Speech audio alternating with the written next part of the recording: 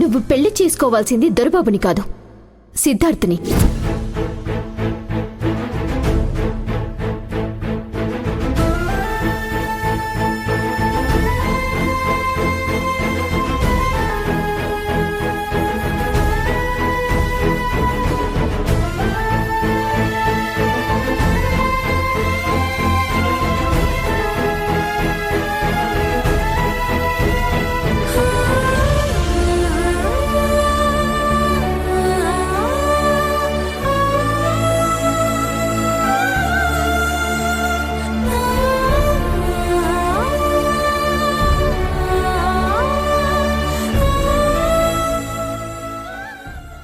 Daddy,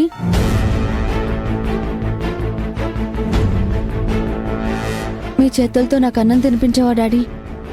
ఏంటమ్మా ఇవాళ?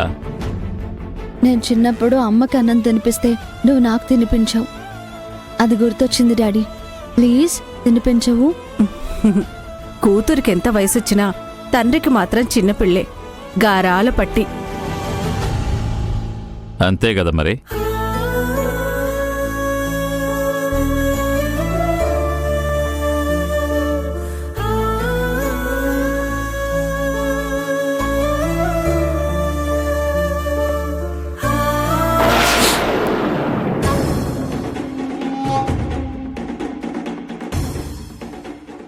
అదేంటమ్మా, అన్నం ఏదో డిఫరెంట్ వాసన వస్తుందేంటి? అన్నంలో విషం కలిపాను డాడీ.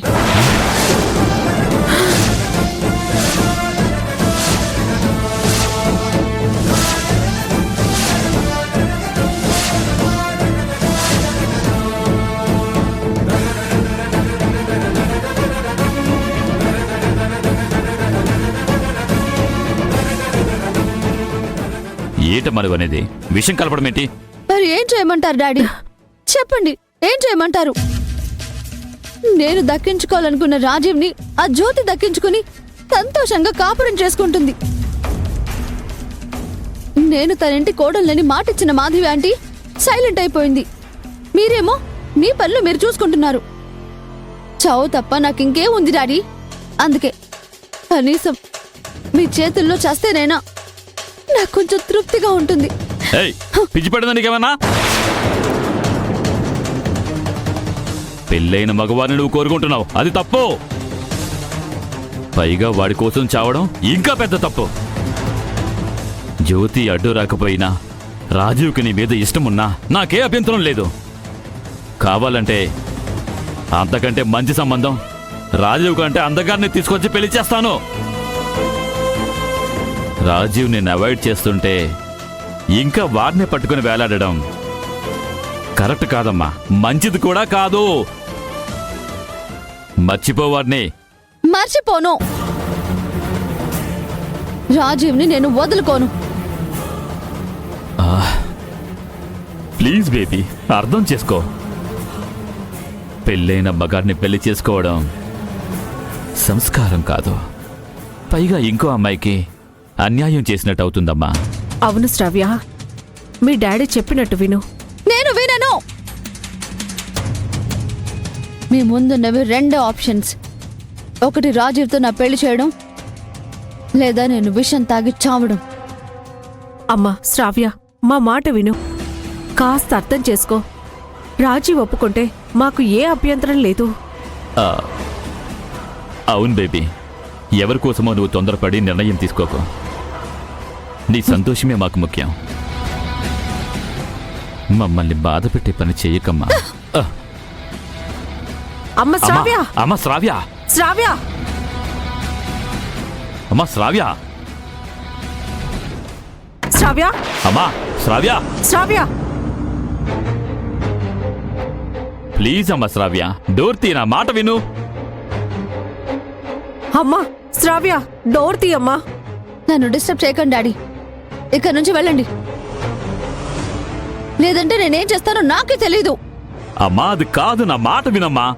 డాడీ, నా గురించి మీకు బాగా తెలుసు. మీరు ఏం చేస్తారో ఏమో నాకు తెలీదు. రాజీవ్ని తీసుకొచ్చి ఎలా నాకు పెళ్లి చేస్తారో అదే ఆలోచించండి. తేడా వస్తే మాత్రం నేను అనుకున్నది చేస్తాను. అమ్మా శ్రావ్య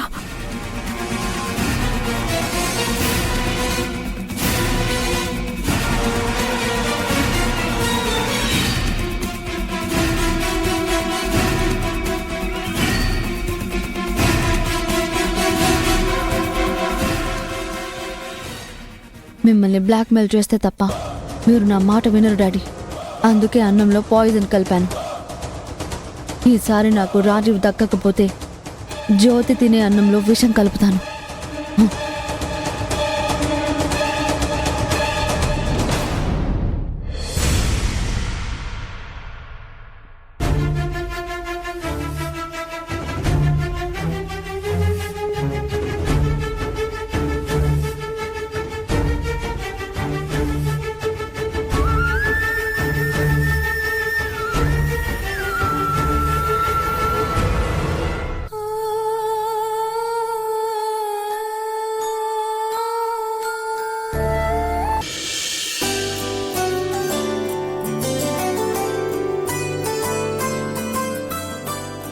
చేతులు నొప్పులు పెడుతున్నాయా చెల్లి? పెద్దగా లేదక్కా. మరెందుకు చెల్లి? రోజు నీ హోంవర్క్ తో పాటు నా హోంవర్క్ కూడా చేస్తున్నావు. నేను చేసుకుంటాను కదా. రాసేదెందుకక్కా?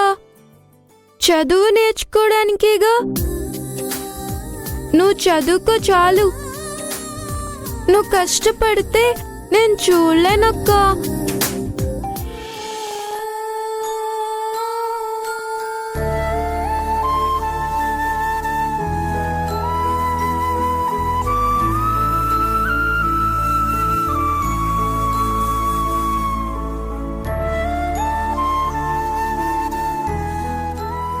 ఎందుకు శాంభవి నన్ను ఒంటరిదాన్ని చేసి వెళ్ళిపోయావు? నాకంటే వయసులో చిన్నదానివైనా చిన్నప్పటి నుంచి ప్రతి విషయంలోనూ నాకు నువ్వు ప్రేమలో అమ్మవైనావు. కష్టంలో నాన్నలా తోడున్నావు. నా కష్టాల్ని నువ్వు మోసావు. కాళ్ళు కందనివ్వలేదు, కళ్ళు చెమ్మగిల్లనివ్వలేదు. నీకు సంబంధించిన జ్ఞాపకాల్ని మాత్రం నాకు తోడుగా ఉంచి నువ్వేమో శాశ్వతంగా నన్ను వదిలి వెళ్ళిపోయావు.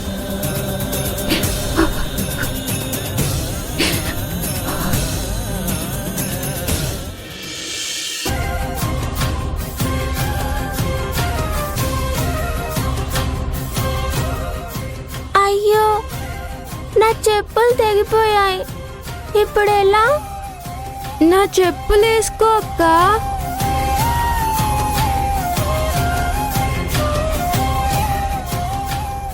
మరి నీకెలా?